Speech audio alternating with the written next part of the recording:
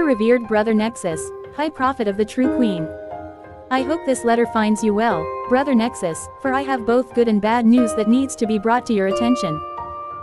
First, in regard to your orders, our search of the Everfree Forest is still ongoing. We have yet to find any real traces of our queen, and, recently, even the lingering portions of her aura at the ancient castle have dissipated. But, this past evening, I became aware of a filly that has been living in town that bears, if I may say, a striking resemblance to our queen. The filly in question, Nyx, is currently in the care of Twilight Sparkle.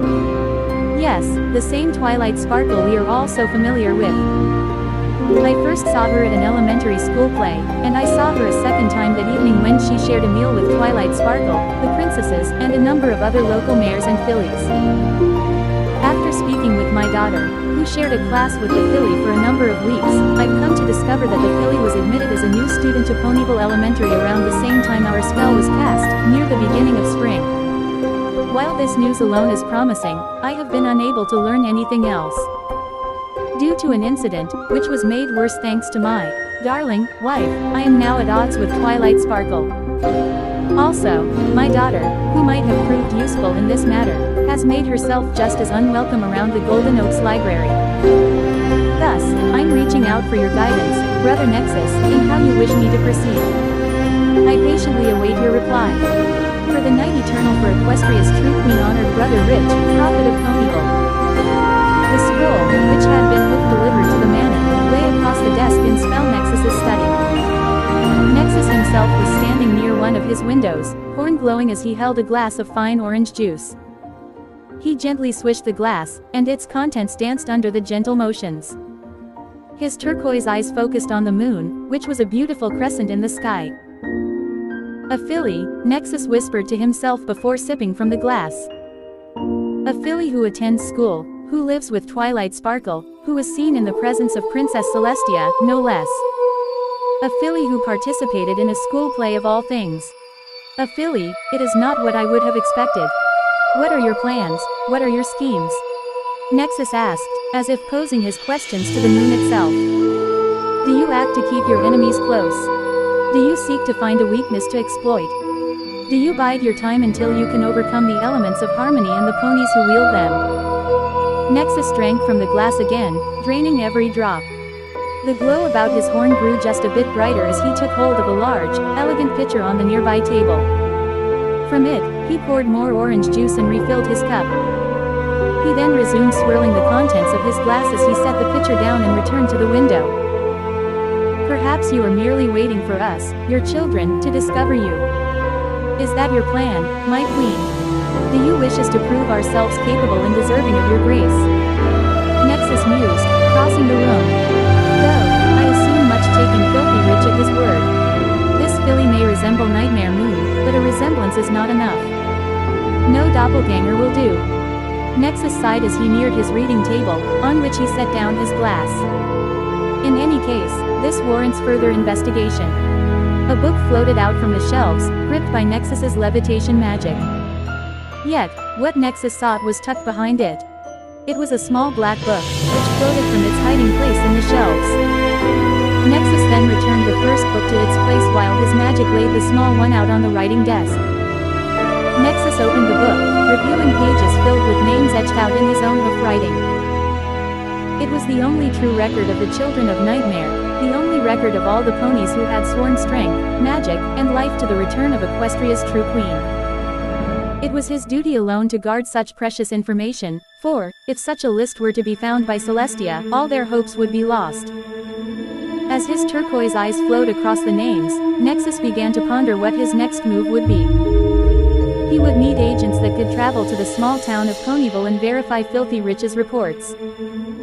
He would need ponies he trusted, ones like Grey Gale, Nightwind, and Stonewall. He would need ponies who were not just honored brothers and sisters, but ponies among the exalted. Those who were just below him in the order. He, the one and only revered brother of the children of Nightmare.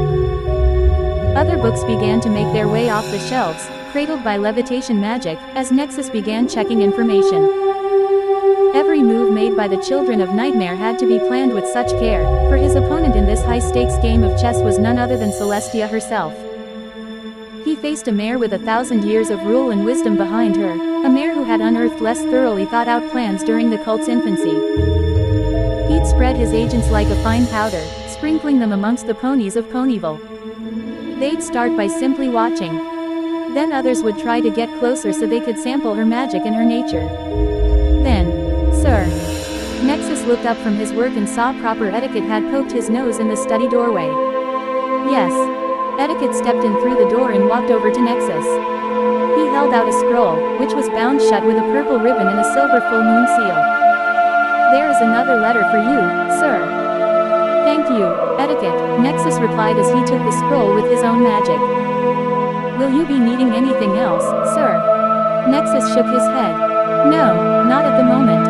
Very good, sir. With that, Etiquette bowed respectfully before he turned and removed himself from the room. Nexus watched and waited until proper etiquette had left before he began setting down the many books he had pulled off the shelf. He propped open the books on the floor so he could quickly resume his work once the letter had been attended to. The scroll was bound with a purple ribbon and a silver seal. It was the sign of a letter from a brother or sister. The full moon on the seal indicated it was of the utmost importance. Dear revered brother Nexus, High Prophet of the True Queen.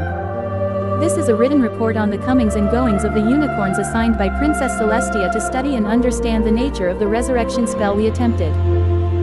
I realize this report comes fairly soon after my last and that you did not expect it for several days. There have been, however, a few developments I believe you would want to know about without delay. First, with the research team moved to the Royal Archives, their endeavors in understanding our spell have started to make steady headway. They have begun to decipher the arcane lines we used to augment and focus the magic in the Everfree Forest clearing. While I will act, as I have, to try and stall their efforts, I can at this point only slow their progress. They will, in time, decipher the spell. Second, Princess Celestia came to the research team this morning to check on the progress. They reported to her exactly as I have reported to you, that their progress has now become steady and dependable. Bastion Yorsets and Celestia then began to chat casually. The princess talked about the spring festival she attended yesterday evening with her sister in Ponyville. She spoke highly of many of the performances and offered particular praise for a play put on by the town's elementary school. At this point, the princess divulged to Bastion Yorsets that her student, Twilight Sparkle, was now taking care of a young filly by the name of Nyx. The only description she offered was that the filly was a black-coated unicorn and that the filly was also a half-cousin. I would have dismissed this as idle chatter if Bastion Yorsets hadn't made a very interesting comment. He divulged that he had grown up knowing Twilight's father. He had even written a letter of recommendation, at the father's request, to help her secure an invitation to take the entrance exam for Celestia's School for Gifted Unicorns. In his comments, Bastion admitted it was strange that Twilight had called Nyx a half-cousin. According to Bastion, while Twilight's father has siblings, her mother is an only child. He further pointed out that Twilight's father and his siblings all share the same two parents, making it impossible for Twilight to have any half-cousins.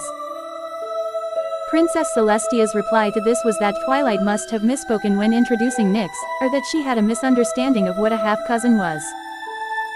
Bastion accepted this answer, and soon their meeting was over. Again, I would have believed this to be nothing but idle chatter.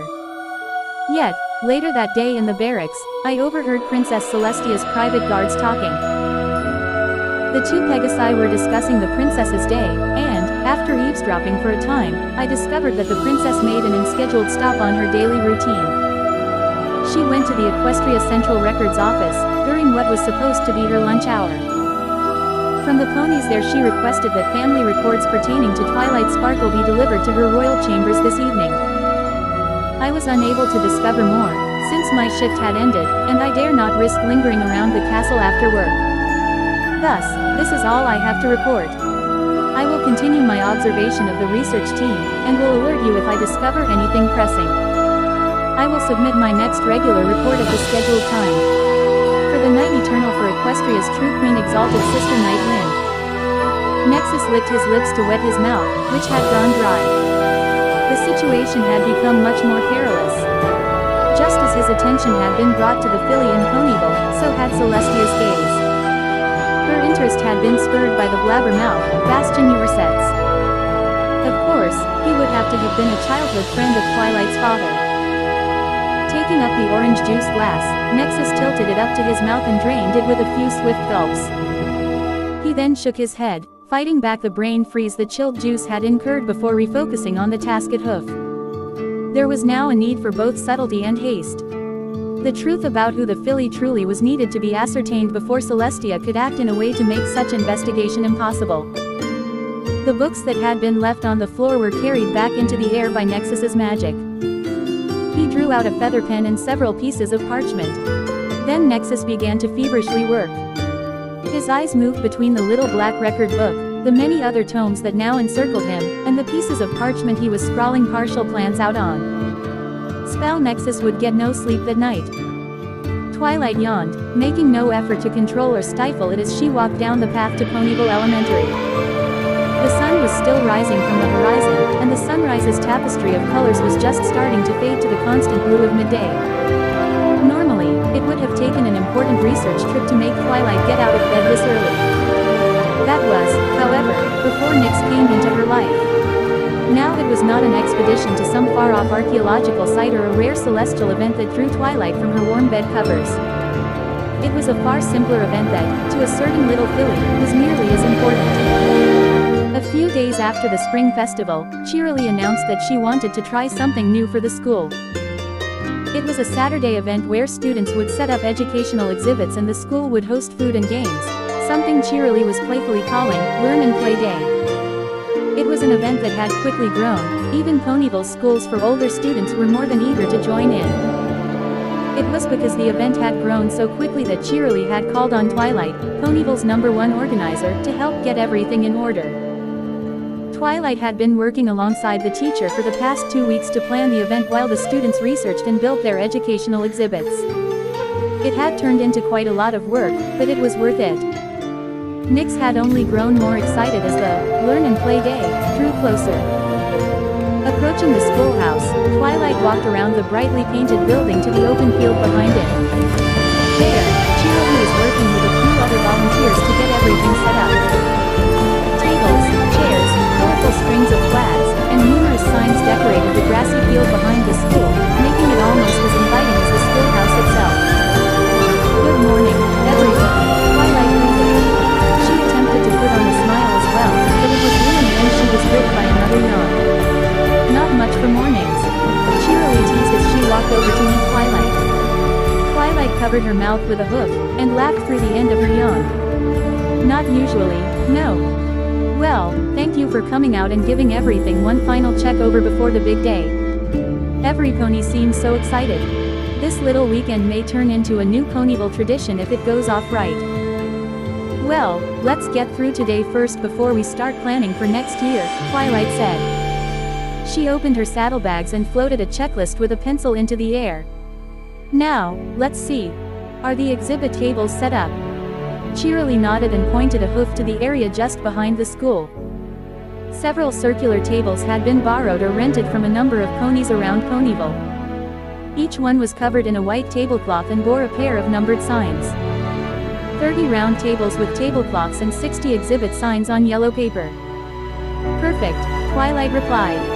She made a check on her list and started to look around the area the pair were standing in. What about food?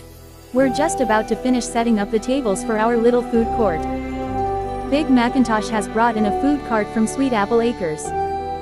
That just leaves Danver and the Cakes, who need to arrive and set up their food stalls. Danver. His family owns and runs the carrot farm next to Sweet Apple Acres. Oh, Twilight said before she lifted a hoof to her mouth to mask a giggle. Let me guess, Danver is a type of carrot. You'd be guessing right, Cheerilee replied with a chuckle of her own. Then I'd say the food and eating area is all taken care of, Twilight commented before she checked the next item of her list. That just leaves the afternoon activities. Still, I doubt we'll be able to mark that one off just yet. Why do you say that? Well, we put Rainbow Dash in charge of that. She's reliable, but she likes to procrastinate. I wouldn't be surprised if she was still back at home, snoozing away the monkey. Wait. Twilight quickly turned her head to the side, a little startled by the sudden addition of a third voice to the conversation.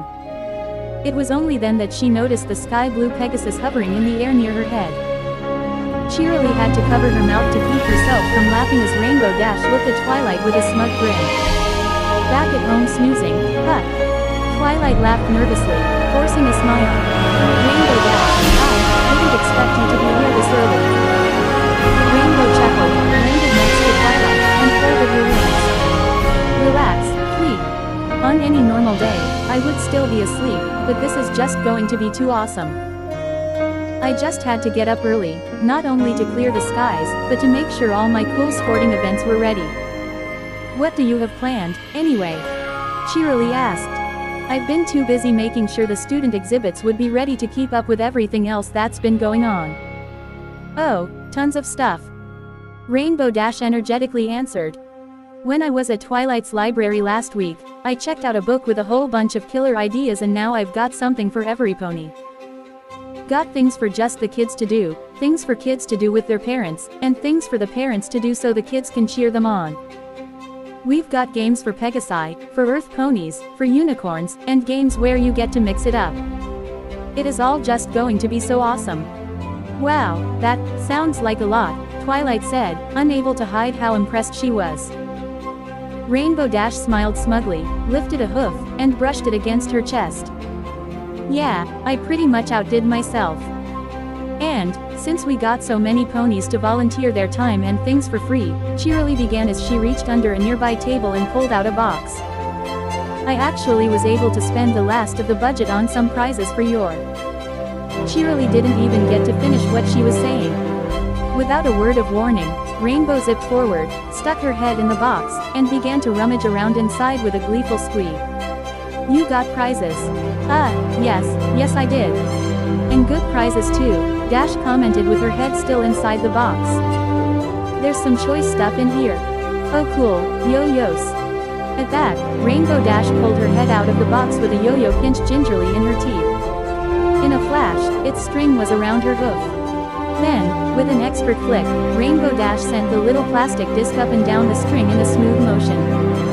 Another flick and the yo-yo was in a simple sleeper trick, where it stayed at the bottom of the string but continued to spin. Hey, I used to be pretty good at this, Dash bragged as she flicked her hoof to bring the yo-yo out of the sleeper trick.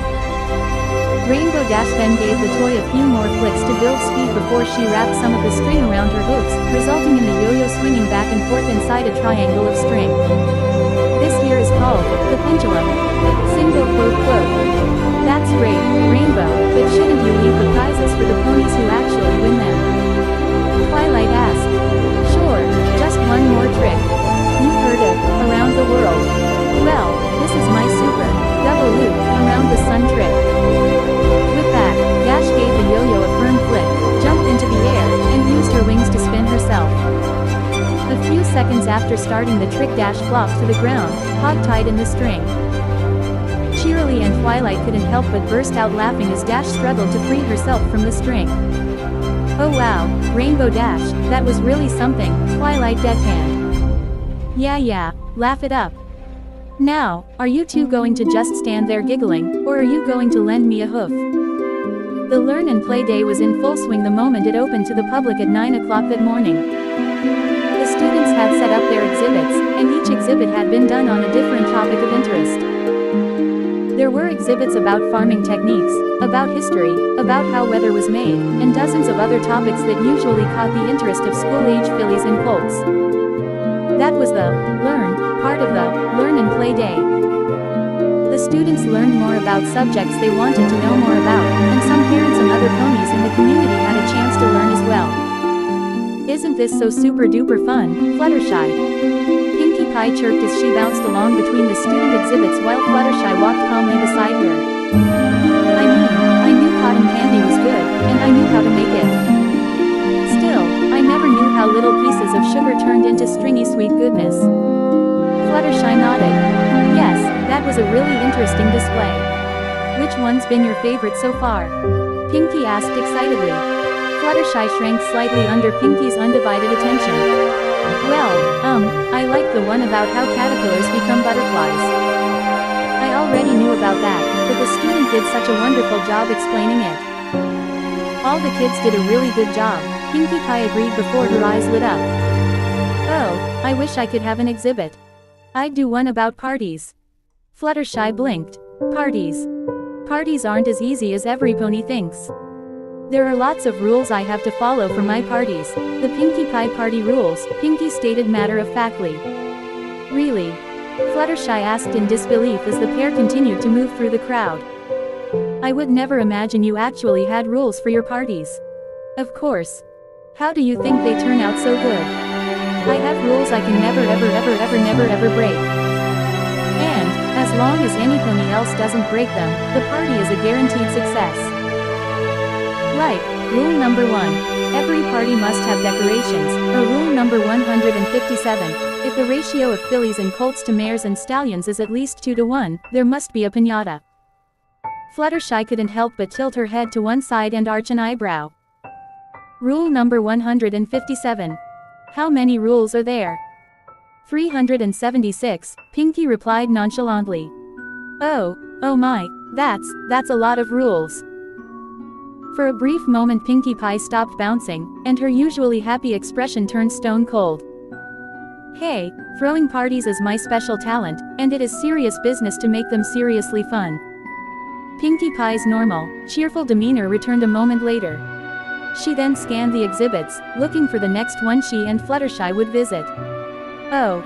Hey, there's Nix's booth. We should go see what she did. Pinkie Pie bounced ahead, forcing Fluttershy to break into a quick trot just to catch up. A group of stallions and mares were just stepping away from Nix's booth when the pair of mares came up. Hi Fluttershy. Nix said with a wide smile, one that withered a little as Nix turned to look at that, at times, overwhelming pony that stood beside Fluttershy. Hi, Pinkie Pie. Hey there, Nix, Pinkie Pie chirped. What super cool, amazing thing did you do for your exhibit? Give us the whole rundown. If you don't mind, that is, Fluttershy added, trying to curb Pinkie Pie's enthusiasm. Oh of course not, Nix stated, before she coughed into her hook to clear her throat. I chose to make my exhibit about transfiguration magic. Pinkie tilted her head, confused but still excited. Transfigure what? Transfiguration. It's the magic that focuses on turning one thing into another. Nix pointed to a number of pictures she had set up on the cardboard backdrop of her exhibit. Transfiguration magic can be used to transform practically anything into anything else. Like a stick into a fancy walking cane. Or a stone into a hat. Or even an apple into a horse-drawn carriage. Transfiguration magic is only limited by the skill and the ability of the pony casting it. Skilled unicorns, such as Rarity, can use transfiguration to turn fabric into a dress, and Twilight Sparkle is able to transfigure 4 common mice into 4 full-sized horses. I remember that. Pinkie Pie said with a giggle. They didn't exactly look like horses.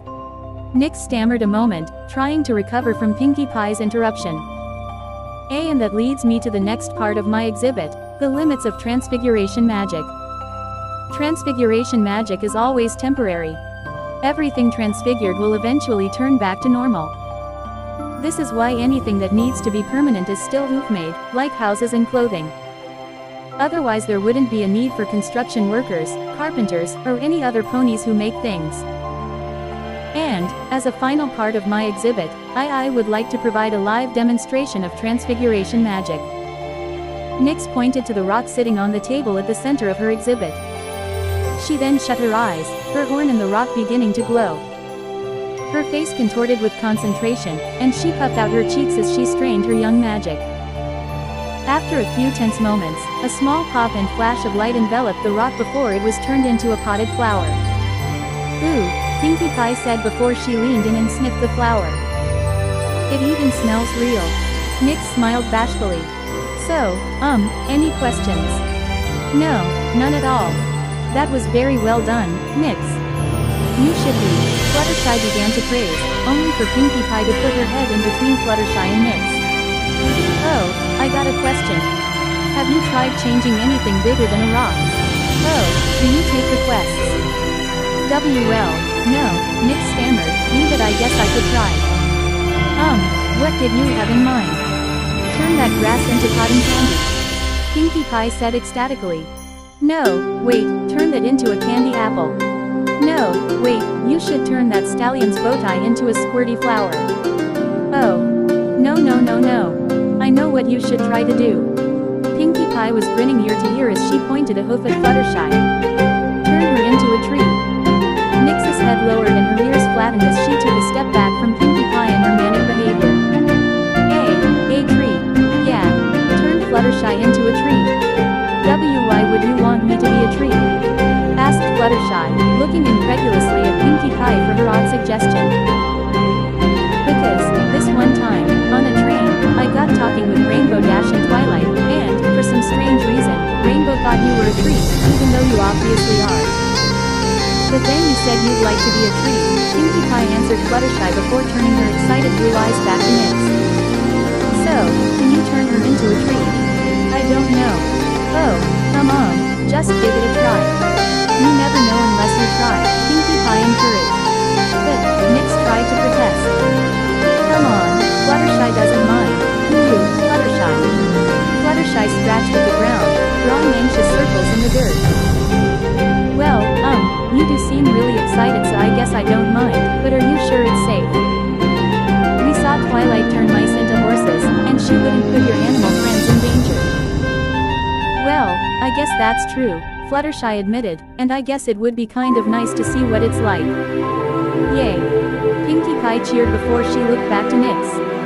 So, come on, let's see some of that unicorn magic. Nix took a step back, shying away. Pinkie Pie, I don't know, I don't think Twilight. Ah, come on, please. It will be so totally fun. Pinkie Pie pressured as she bounced with excitement.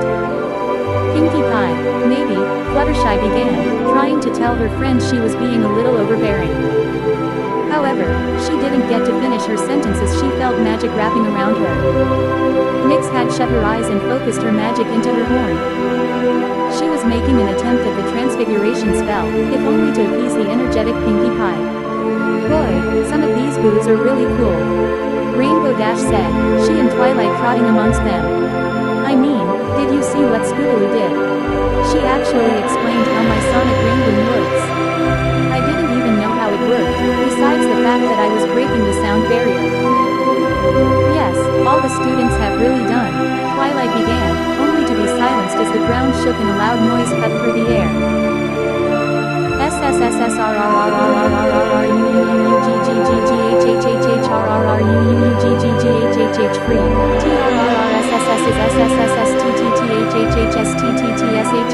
What was that? Twilight asked once she had regained her footing from what had felt like a minor earthquake. When she got no answer, Twilight turned to look at Rainbow Dash, who was staring wide-eyed in the opposite direction. Following Rainbow's gaze, Twilight nearly choked on the air in her own lungs at what she saw. A young tree had appeared in the center of the exhibits. It was just barely as tall as the schoolhouse's roof with a trunk about as wide as a metal bucket. It was a young weeping willow, and its long, hanging branches and leaves draped across nearby exhibits. The tree, however, was very unusual. Its bark was a bright yellow and all of its leaves were a light, frilly pink. Oh my gosh! You did it! Pinkie Pie's voice burst out above the crowd, drawing Rainbow Dash and Twilight out of their stupor. The two quickly raced through the network of tables and shoved their way through the crowd to reach the tree.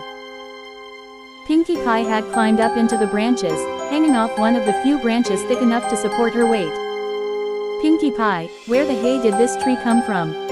Rainbow asked as she took flight to catch up to Pinkie Pie in the tree's crown. It was amazing.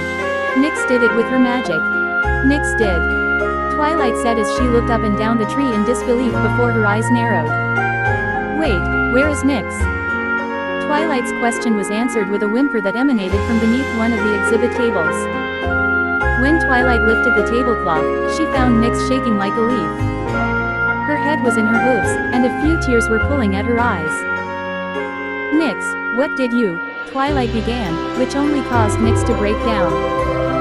Twilight, I'm sorry. I didn't want to, but Pinkie Pie kept asking and Fluttershy said it was okay and I'm sorry. I didn't want to do it. Do what? Twilight asked, still unsure exactly what had happened. She turned Fluttershy into a tree. Pinkie Pie cheered. Wait, hold on a sec, Dash began, pointing a hoof at the yellow and pink weeping willow. This tree right here. This tree is Fluttershy. Well done. Of course it is. I just told you that Nyx turned Fluttershy into a tree. Seriously, Rainbow Dash, I think you can have it. After all, you were the one that thought Fluttershy was a tree when we were on our way to happiness. I did not. I was being sarcastic. Pinkie Pie flopped her head to one side. You were being sarcastic. As Rainbow Dash tried again to explain to Pinkie Pie why she had once called Fluttershy a tree, Twilight began to glance nervously around the steadily growing crowd of ponies. They were all murmuring and whispering about Nyx. Nyx picked up on the growing crowd as well and also the growing concern on Twilight's face. With another whimper, she retreated further beneath the table. I'm sorry. No, Nyx, it's okay, Twilight whispered, trying to reassure her. Just, give me one moment. At that Twilight turned to look at the tree, and she took in a deep breath to brace herself. After the accident during her entrance exam to Celestia's school for gifted unicorns, when she had turned her own parents into potted plants, one of the first spells Twilight had been taught by the princess was a transfiguration reversal spell. Yes, a transfiguration would wear off in time, but it was also important to be able to reverse a transfiguration at a moment's notice. Closing her eyes, Twilight began to focus and her horn started to shimmer as she called on her magic. The same glow began to engulf the tree, and Rainbow Dash grabbed Pinkie Pie out of the tree's crown before Twilight completed her reversal spell. The crowd watched in awe, and the display even drew Nyx out from beneath the exhibit table. Then, after a few tense moments, the tree imploded on itself. It compressed down to a single point, and with a magical pop, Fluttershy reappeared and dropped to the ground with a small thud. Fluttershy, are you okay? Twilight asked. She quickly rushed up to help her friend back to her hooves. Me? Why yes, Fluttershy said, though both her voice and her knees were shaking. I'm fine. Twilight breathed a sigh of relief. Good. You were never in any real danger. Transfiguration magic is inherently temporary. Still, from what my parents told me, being turned into a plant can be a bit disorienting. Oh, what was it like? What was it like? Pinkie Pie asked, bouncing in excitement. It was, Fluttershy began, and then paused a moment to collect her thoughts. Not only did Pinkie Pie, Twilight, and Rainbow Dash lean in to hear the answer, but any ponies nearby who had witnessed the feat of magic leaned in as well. They were all eager to hear the first hook account of what it is like to be a tree. Nice, Fluttershy finally concluded, causing a groan of disappointment to sweep through the crowd. With a lackluster climax to the small spectacle, many of the ponies in the crowd turned to leave. Pinkie Pie, however, was unfazed. Oh, now I want to be turned into something. A rose bush, no, a balloon. No. Turn me into a cake, turn me into a... Wow, would you look at that? It's almost lunchtime, Twilight interrupted as she put a hoof against Pinkie Pie's mouth and forced a smile. Personally, I'm starved. Aren't you starved, Nyx? Of course you are, you just turned a pony into a tree. That kind of thing must really work up an appetite. Why don't we go get something to eat? Not even waiting for an answer, Twilight grabbed Nyx with a levitation spell and galloped out of the crowd of ponies. This left Pinkie Pie, Fluttershy, and Rainbow Dash standing dumbfounded in the wake of Twilight's abrupt retreat. Ah, but I want to be a cake, Pinkie Pie whined in disappointment. Yet, she then perked up, scratched at her neck, and began to look around, as if searching for something. Dash took notice of her pink friend's sudden shift in mood. What's wrong, Pinkie Pie? Itchy neck, she replied. Dash arched an eyebrow. Itchy neck, wait, like twitchy tail. Pinkie Pie shook her head and got to her hooves as she continued to search the crowd. No, silly. Twitchy tail is when something is about to fall. Then what does itchy neck mean? Fluttershy asked. Some pony is watching us, Pinkie Pie answered with a low hiss. Pinkie Pie, Fluttershy just got turned into a tree, Dash pointed out before waving her hooves at the crowd. Every pony was watching us. head violently from side to side. No no no no no. That was an innocent, wow, that's a really cool thing that happened, watching. No, itchy neck is a bad kind of watching. What the hey is bad watching? Rainbow Dash questioned. SSSSSSPYYYYING, Pinkie Pie hissed quietly, and the sky is, that way. Without another word, Pinkie Pie was off. She galloped at a full sprint through the crowd, dodging ponies before she made a hard turn and disappeared behind a table. That left Dash and Fluttershy to anxiously glance at one another, worried about what kind of chaos Pinkie Pie was about to unleash on the Learn and Play Day.